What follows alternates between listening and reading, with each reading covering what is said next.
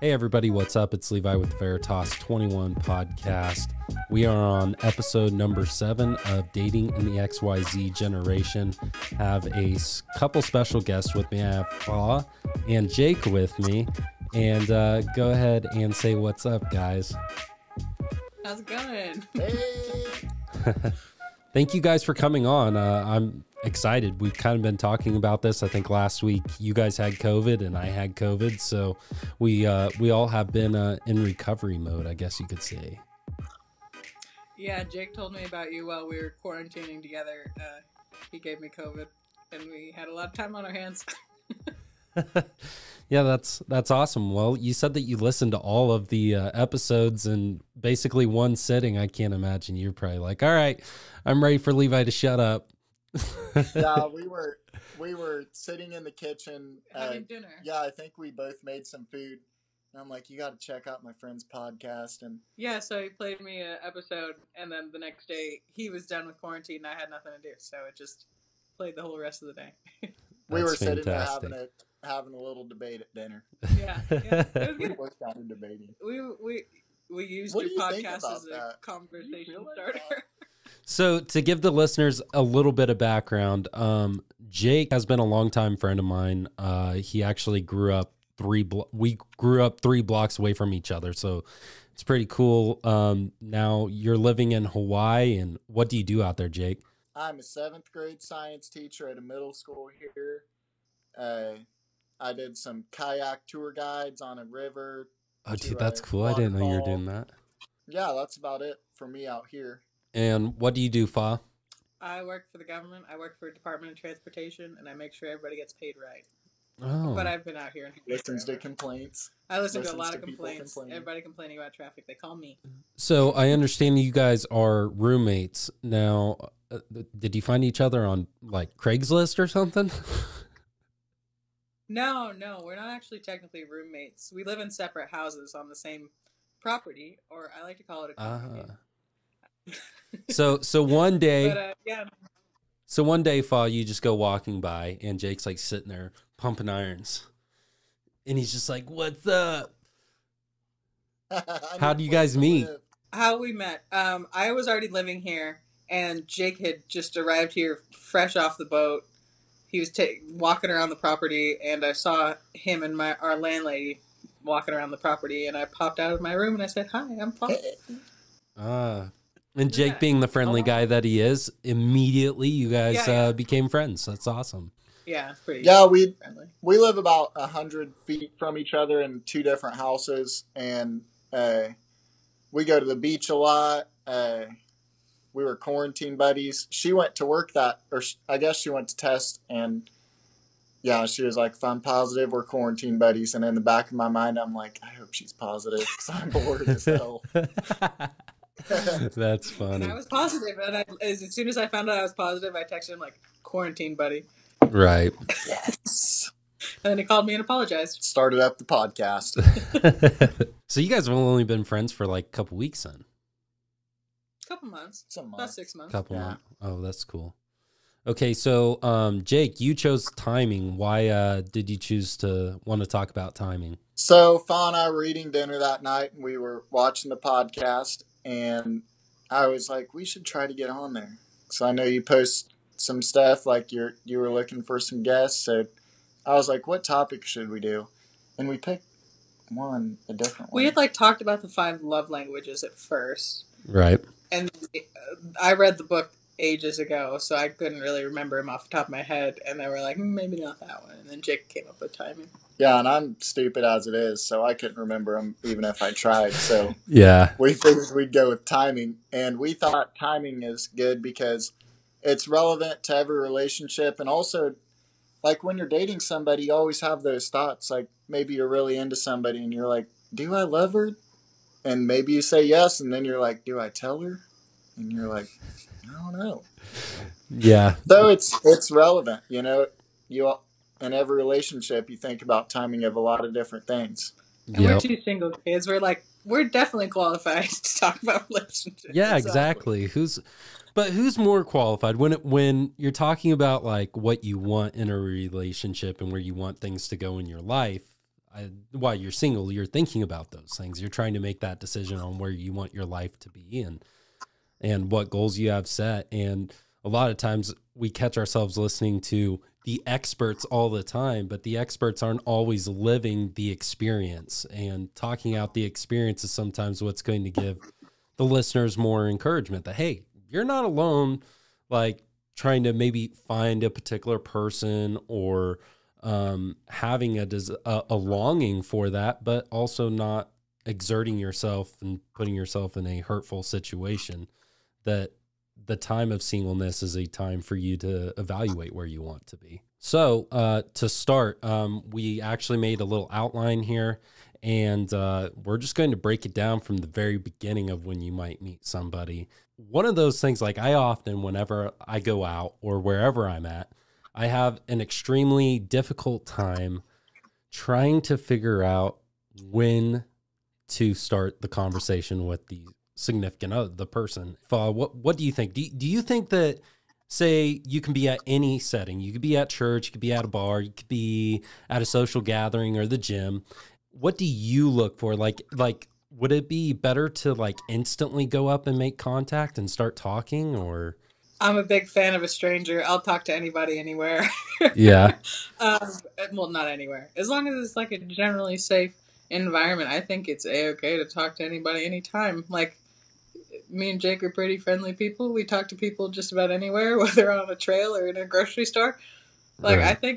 I think as long as you're not just, I want to marry you, I think it's great. Yeah. Hey, by the way, I want to have 4 kids and I want it right now. In fact, I want to start it tonight. Yeah, I need them all pumped out by the time we're 30. Yeah, maybe not like so strong, but I think like just starting up a casual conversation, as long as it's a generally safe area and you're not coming on too strong, I think it's fine. Do it. Church, prison, wherever you can. Right. Prison. Yeah, I honestly think like right in the middle of the sermon is the best time to do it at church. Get out of here. He's been talking too long. Yeah, and I also think like if you act upon it like immediately, it makes it a lot easier because you're not like sitting there building up the anxiety. I mean, from the guy perspective, yeah. And a question I've been wanting to ask as well is there, why do you think that men, like our cultures, like men have to make that first approach? Or do you think that that's just kind of like maybe the place where you grew up and kind of the local culture, or like, I don't know. No, it's kind of nice to be approached. Like, I'll go up and talk to a guy, but I won't ever say, "Do you want to go on a date?" I'll let them make that move. Right. I don't know. It's nice to be. It's nice to, if I go up to somebody and I'm having the conversation with them, if they're into it, I'd like the reciprocation. Right. But I find that I'm the one going up and talking to people more than people coming up and talking to me. So that's what I think. Yeah. I think males were also like, we're supposed to be the confident, like more like go-getter. We approach the girls, like that's expected. And especially going back like with our parents' generations, like boys are supposed to pay for girls. And if you let a girl pay for her dinner, you're a dick. Or you're not interested. Yeah, or you're not interested. So I think guys are supposed to kind of take that role. Yeah. It's kind of like an unspoken gender role, I don't expect them to actually pay for it. I expect them to offer it, but I'm cool with covering my half. So then how do you start that conversation? Like, is it just kind of like, hey, I like the shoes you're wearing? Or like, I don't know. And maybe I overthink everything. I'm just like... So there was this really famous, I don't know who it was, the author. And he was talking about perception, and he was pretty much saying that everything is perception. Right. So, you could be at the gym and you could make the most normal thing like completely awkward as heck. Right. Because you're sitting there pondering it you see this cute girl or cute person and you sit there thinking about it for 45 minutes, and then you're like, she says this, and I'm going to say this, and if it goes right, then it's going to go like this. But if she isn't interested, then I got to back out like this. Yeah. And like, don't plan the whole thing. Just let it be fluid. exactly. So I think acting on that first instinct is kind of the way to go, you know? Yeah, Right. like, I mean, if you see somebody and you're like, oh, I want to pursue them, maybe don't open with that. But just treat it pretty I want to casually. pursue you. Right. Yeah, keep it casual for the beginning, because, like, in the first, like, 5 minutes of a conversation, you'll see if, like, oh, nah, I don't want to talk to this person ever again. Or you'll Right. see, like, oh, we can let this ride. Right. You can keep it casual. And Yeah, approaching it the most casual way I think is the best. You know, And- like a normal conversation, like, hey, you know, I've seen you here a couple times. What's your name? I'm Jake. You come here often? Yeah. Come here often, girl. So now you've made contact and you've started to kind of figure out who this person is, and things just kind of flow. You have to take all factors into consideration of how that went. Did they feel comfortable? Were they maintaining eye contact with you? Did you guys feel like both of you had a good vibe off of it? And then how do you turn that conversation now into making plans with each other? Get the number, and then when you get the number, call it. Yeah. Instantly start sending nudes. No. No. Hey, it's Levi from the gym. Right. Check this snake out I just caught. Anyways. And then, so I actually found something really cool while preparing for this episode. It's called the Ford Rule. It's family, occupation, recreation, and dreams. These are safe topics to begin talking about when you first start talking to somebody. You know, talk about your family, talk about how important your occupation is, talk about what you do recreationally. You know, Jake works out all the time. Maybe talk about, you know, what similar interests somebody might have, and just try and see where that conversation can be dictated. And then talk about your dreams. Everybody has aspirations and a desire to be something, and it's important that we find those in each other, that we can build a relationship on these different things. When finding something similar that you guys are interested in, also like ask open-ended questions, be okay with awkward silence, and find availability. You know, be a listener and provoke questions that pique interest. To be interesting, be interested. So listen, you know, as I've already said, you know, maintain eye contact. If you guys have anything you want to add there. I want to add something. I got something to say about this. So I love the rule. I think it's awesome. But I also, you know, when I'm talking to somebody or want to approach a cute girl or something, I remember that I'm human and I'm totally capable of talking to whoever I want. Right. You know, and going up to somebody new, like in school, I have 190 kids, like all the staff. I definitely got better social skills when I started surrounding myself with more people. But yeah, I think that's important to remember, that we're human and we can make conversation with anybody. Like talking is what we do, like a big portion of our day. So, right. So yeah. And it's something like 80% of like communication is like nonverbal. So it is that eye contact. It's the smiling, and then on top of that, it's the talking. So think about that. Sometimes it doesn't matter what you say; it's how you come off. And also, like, so with talking and smiling and looking at somebody, I think something that is kind of not as known yet is the pheromones that we put off. And you could look at a really good-looking person and you could instantly know, like, yeah, you could instantly know, like, either you guys are vibing or there's something there's things aren't mixing up very well. So yeah, I think pheromones are a big thing. You know, if you look at somebody's smile, then I think there's a lot more to that. Yeah, we can't control pheromones. Exactly. So if you're vibing with somebody, just get close enough that you can smell them. Yeah, get on a little sniff. Yeah, here. Pull a Biden. Come here.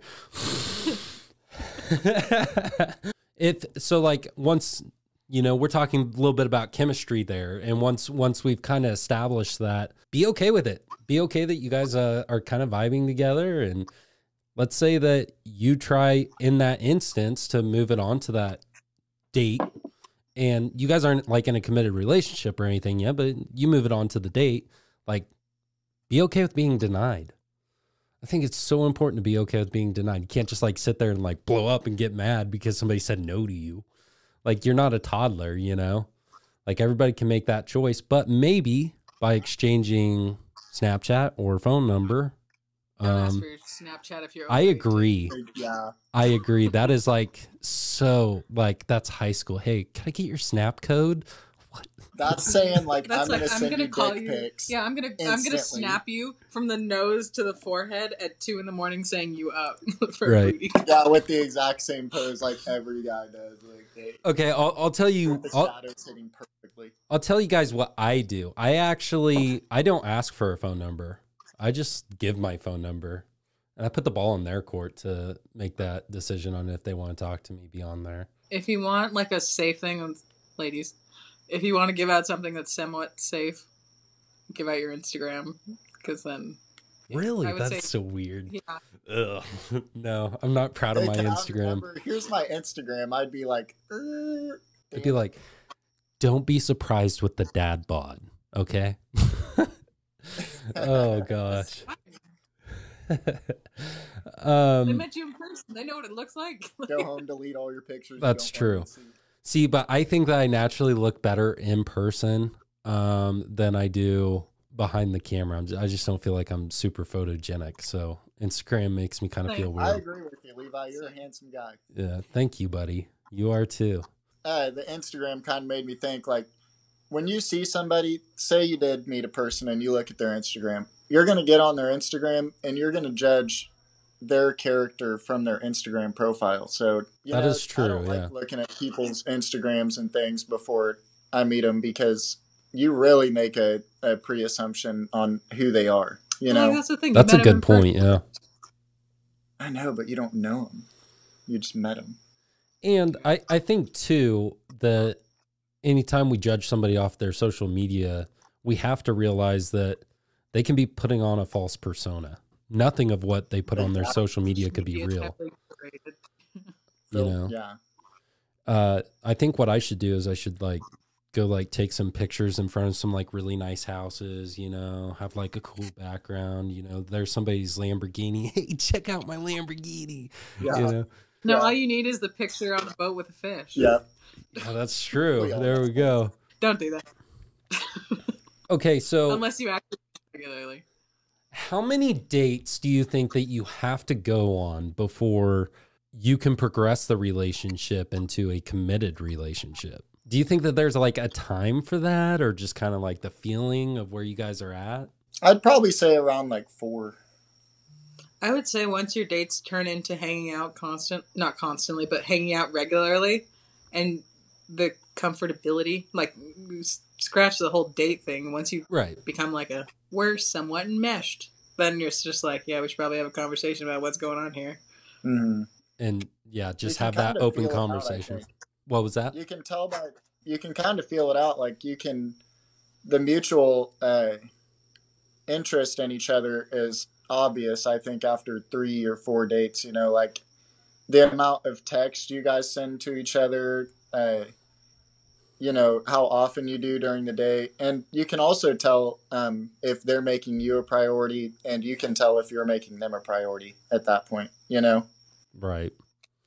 And do you think like the gender role of the relationship really matters? Like I definitely don't think like the female should ignite that conversation. I think that the man should be cognitive of what's going on in the relationship to that point and recognizing, hey, we need to have this conversation. I think also when that conversation comes up, I don't think gender roles have anything to do with it. Anybody can say, what are we? So. Mm-hmm. Yeah, that's true. Yeah. I think from a man standpoint though, I think it's important that a man recognizes that, you know, because I think like women naturally get attached quicker than men can, or at least some can. And I think it validates to the woman that the man feels the same way when he initiates that conversation. Yeah, or at least just agrees to the conversation. Even if he doesn't initiate it, it's nice to have like the confirmation of like, All right. Well, for the past couple weeks in my head, I've been planning my future with you. Do I need to scrap those? Or? You want to go to Brazil or Argentina? And what's a good way to have that conversation? After thinking about it, I don't know if it's necessary. I think it's necessary. I don't know. I think you can kind of go with the flow up to some extent. Like, I mean, why do you have to label it? I don't know. There's a lot of... It is a very, very awkward stage. I know it seems like super middle school, but like clarifying a label kind of clarifies your position in their life and their position in your life. At least to me it does. And like obviously you're going off vibes and like, oh, I hate that I said that.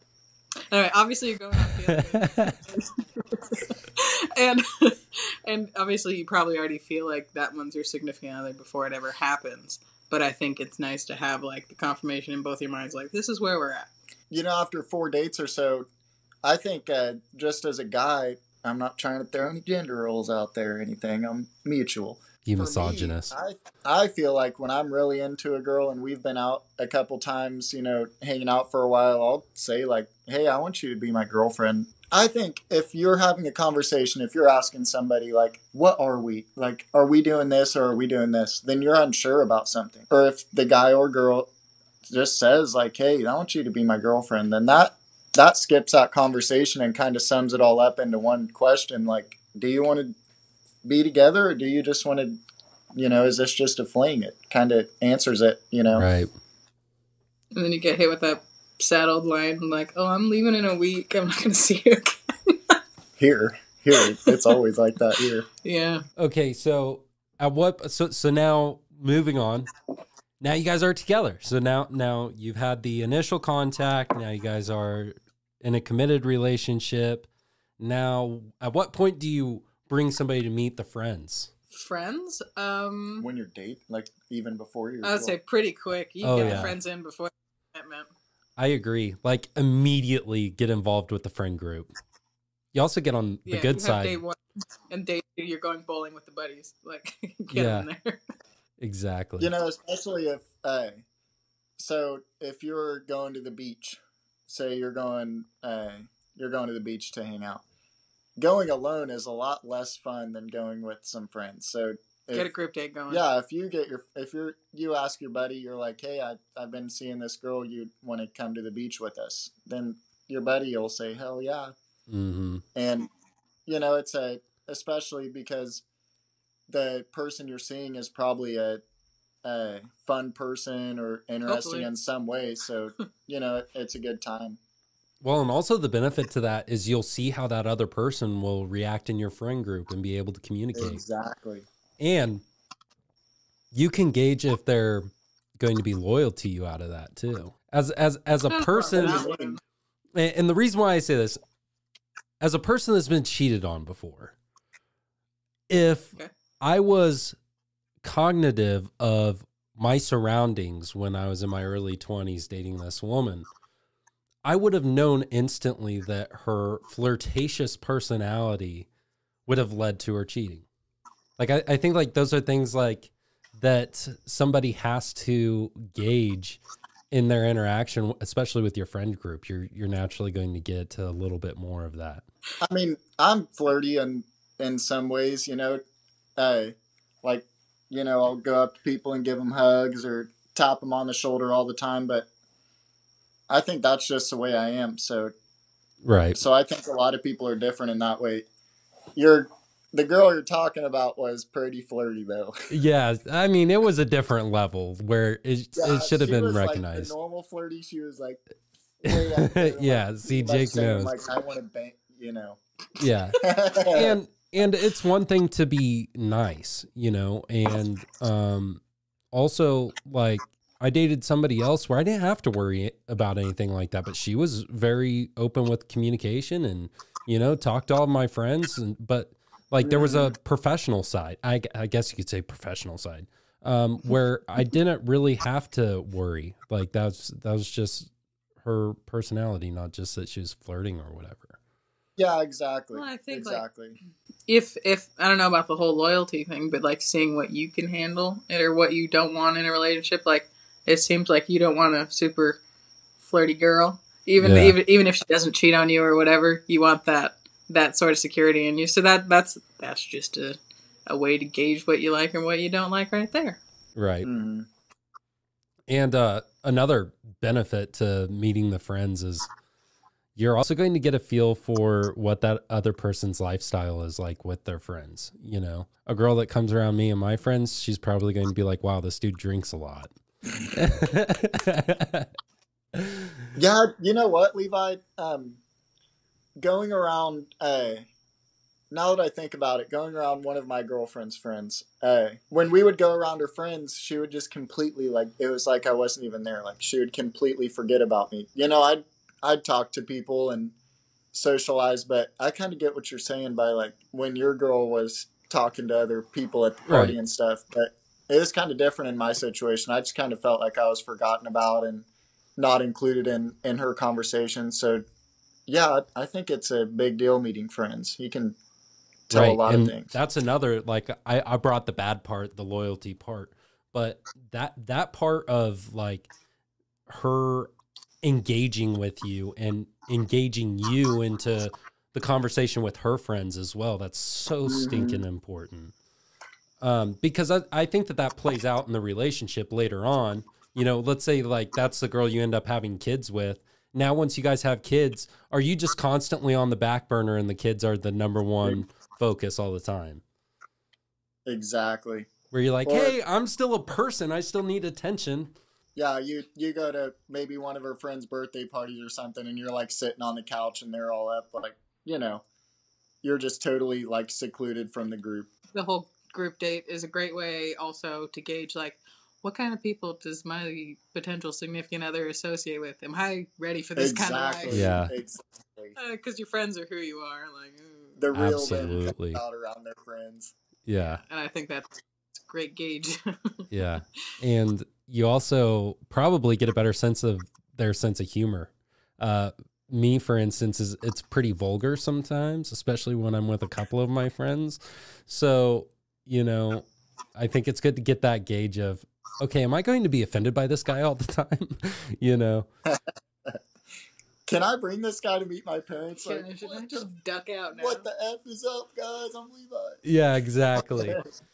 Exactly. Okay, so brings up the next point, meeting the parents. So at what point do you decide that you meet the parents? I think that's a big moment. I think you got to put some respect on your family. I would say, like, although you like get the friends in there immediately, I would say, like, if you like actually think this person's a good person, then we take them home to meet mom and dad. But like, until you like can like vouch for this person, I wouldn't get them within the same state as my parents. Right. I kind of have a problem with bringing strange home, bringing girls home. I would bring girls that I was seeing for maybe a week, and I'd bring them home, and my family would love them, but I would stop seeing them late, shortly after. What happened to so-and-so, Jake? Oh, we broke up. Here's the new one, by the way. Yeah, exactly. So my grandma just kept saying, Jake, only bring girls you're in love with here, because I fall in love with these girls and then I just never see them again. Right. Yeah, you're breaking your family's heart. I think it's so fun to be with family. I love, like, my pride and joy is being around my family. So if I'm with somebody that I think is cute and fun and I bring them around family, it just makes it that much more fun. Right. And you're also going to get a dose of, let's say, it progresses beyond just the relationship. Now you're getting a dose of how the rest of your life is going to be, because like this person that you marry is like going to be your second half, you know, your other person, you know, it's so important. Yeah. Hey, something I want to bring up is the different cultures view meeting family very differently. And I was seeing this girl from Spain, and we were on the way to go and just play cards with my family. And she was like, I'm really nervous, Jake. And I was like, what are you nervous about? And she was like, I'm meeting your family. And I was like, okay, it's okay. And She's like, no, she dated a guy for 6 years in Spain, never met his family. What? And that's like, when you meet the family, you're getting married to that person. So she's like, she was he has a really ring scared. right now. I bet she was. She's sitting there shaking, dude. Like, I'm not ready for She marriage. was really nervous. And Yeah. so different cultures, and everybody views it differently. So like for me, I tell my family, hey, this is just a friend, by the way. Like, this isn't like my significant other right now. Now, my mom likes to jump on that and be like, oh, she's so sweet. And I'm like, no, Mom, slow down. Hold on. And that's because, like, I enjoy that company. And also, I think it's not bad to meet in a situation like that where the relationship hasn't progressed to where you guys are committed with each other, because now it's kind of like the same thing with the friends thing. My family's super laid back. So it's like, if we're all sitting around playing cards or whatever around the table, then, when I bring her over, I get to see how she interacts. And that's kind of a gauge for me. But for some people, that'd be like totally a no-go. You said a Midwest thing? I think, now that I'm thinking about it, like, even just hearing you describe it, I think it's a Midwest thing, like, being cool. Because now I'm thinking, like, a lot of girls I dated, we would just, like, I'd go over to their house and she'd be like, yeah, this is my dad, Yeah. This is mom.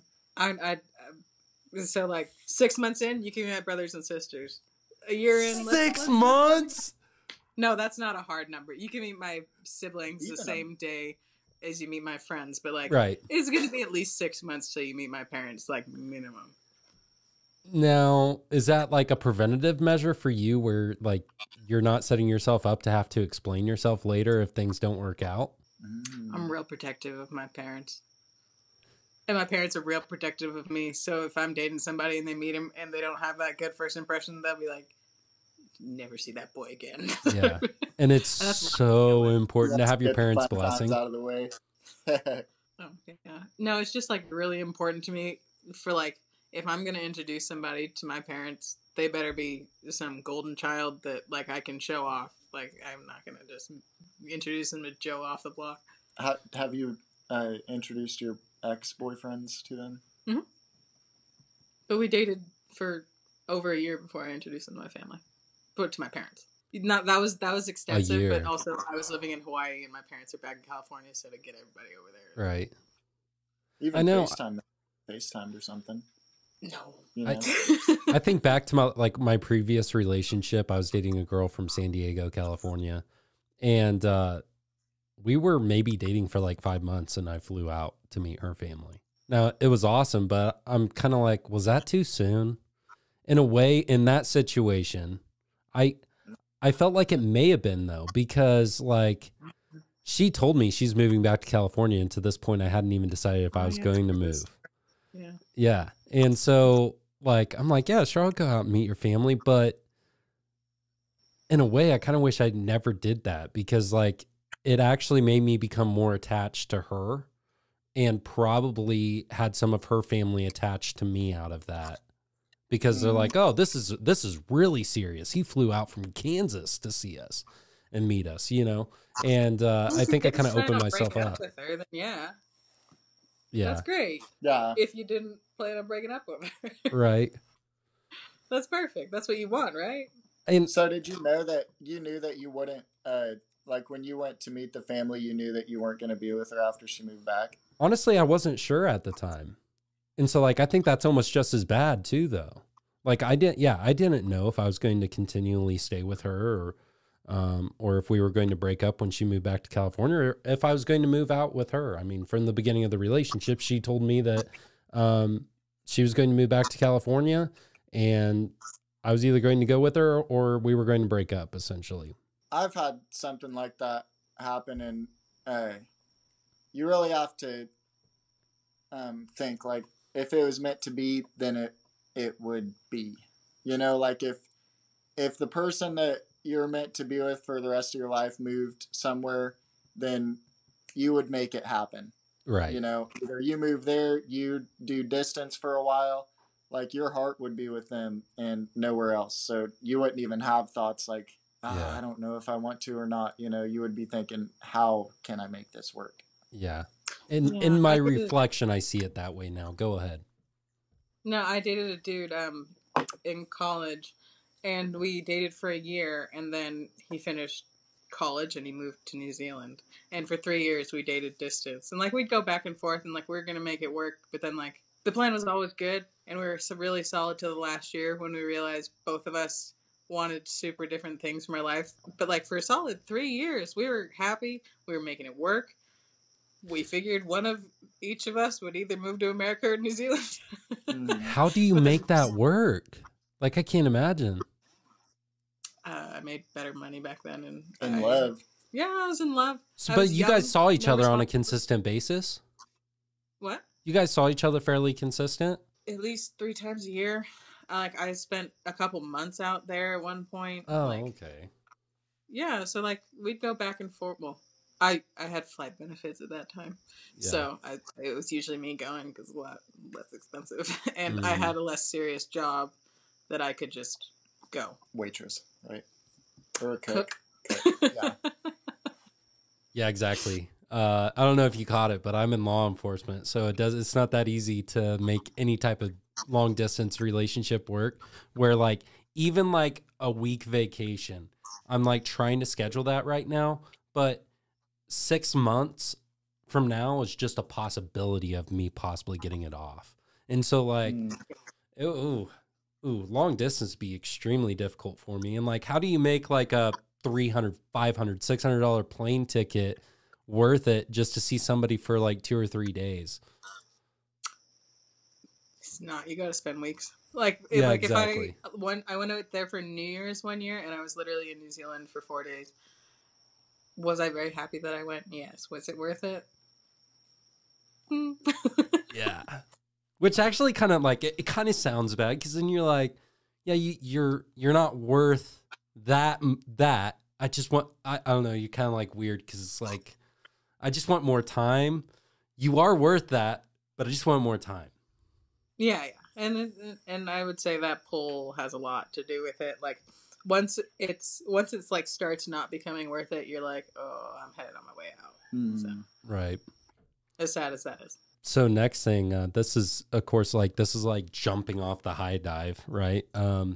When do you propose for marriage? Like at what point in the relationship do you get to that point? You'd get more. No, you go ahead. Go ahead. You've First. been proposed to, right? We've had conversations.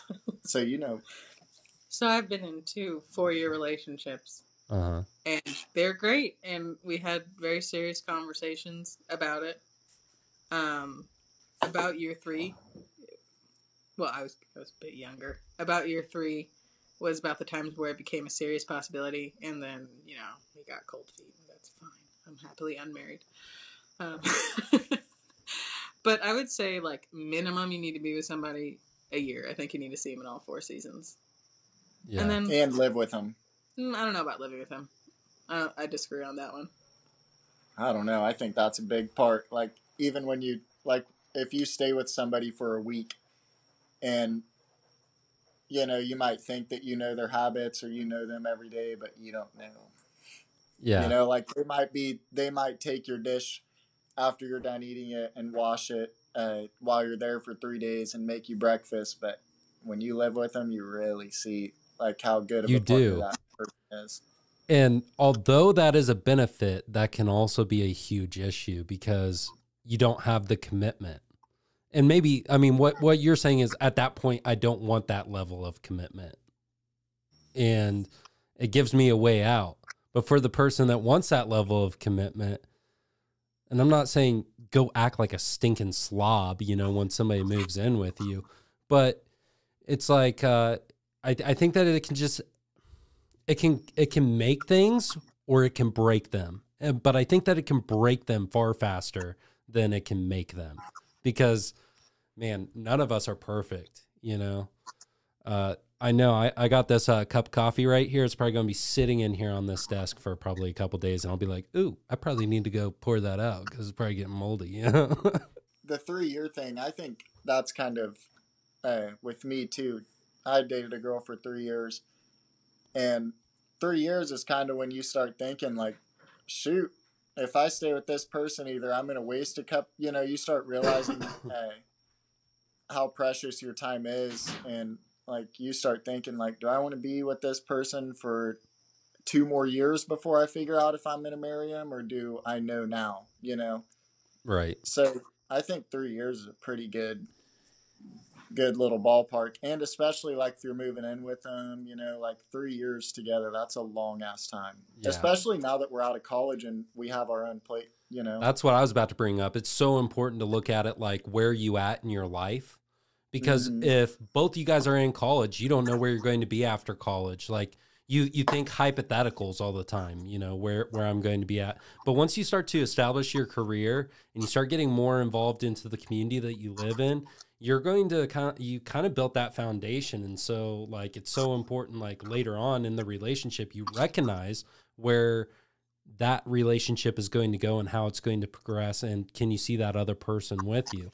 But also like, once you're out of that situation where you've already established everything, now it's like, where does a person fit in? Like me, I don't plan on living. How long do you think you got to date somebody before you pop the question? For me, I don't think that you put a timeline on that. I mean, I hate the idea of like, we've been dating for 3 months and I just knew he was the one, and bam, you get down on one knee. I hate that idea. But at the same time, if she's in the same place as me, I brought her around my friends. I've seen that she is very sociable. We've been spending days and weeks together, and I've really got a good feel of her personality, her morals, her integrity, and that we both are of the same virtue. Then I think that it can be much easier to be accepting to like diving into the marriage. Do you require one fight first? One fight? Oh, yeah. That is, ooh. And sometimes a fight doesn't happen for months. Yeah. Months. Or years. Yeah. Require at least one blowout. Yeah. So hold on. Don't tell me that you're the toxic one where you're like, I'm going to see if this person is going to be a good fighter or not. And so you provoke it until it happens. I don't provoke it, but like, yeah. Not everybody. The guys that I've dated long term have been like serial avoiders, and I'm like, no, we're dealing with this now. Yeah, exactly. For a year. Let's do this. Round 2, fight. Oh, that's awesome. Somebody when it's a serious disagreement, I think you need to have that. I 100% agree with you. It is so stinking important that you know how somebody handles conflict.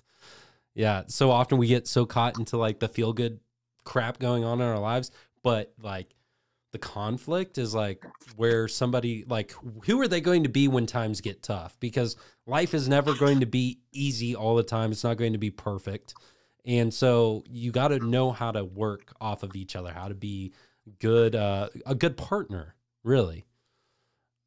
Talking about timing, you start having fights about 2 months in, you might as well just cut it off. Yeah. If I was like, I don't know about that. I think it depends on. I never fight with anybody, but like maybe I am toxic because multiple. Oh yeah, if it's about something that matters, then yeah, I'll worry about it. But if it's about like little junk, who cares? Right. You're getting a gauge of like what your guys' actual chemistry is. That I think you kind of you could almost break a relationship up into phases of like how comfortable you are with yourself and the other person, and being able to discuss how you feel or how you think. I think it's important that you're always that way, but it's natural that we'll kind of like bury some of our issues in the beginning, so that way we seem more appealing. What was that? I said, yeah, you're trying to put on a show and impress. Exactly. And at some point that facade's coming down, Well, I think that is pretty much all we have to discuss. And for the listeners that have tuned in, if you guys have any ideas, any thoughts, reach out, shoot me an email or a message if you know me personally, and shoot, I'll be happy to bring up that question or idea that you have that may want to be talked about, even if I can just take a moment on any other episode involving a different topic. Alrighty, well, thank you very much, Jake and Fa. It was a great conversation. Lastly, I do want to give all of the listeners just a little bit of the statistics so far on the podcast. 67% of listeners are from 23 to 27 years old. We are available on 10 platforms. That includes Spotify, Apple Podcast, Google Podcast, wherever you catch your podcast, more than likely you can find us there.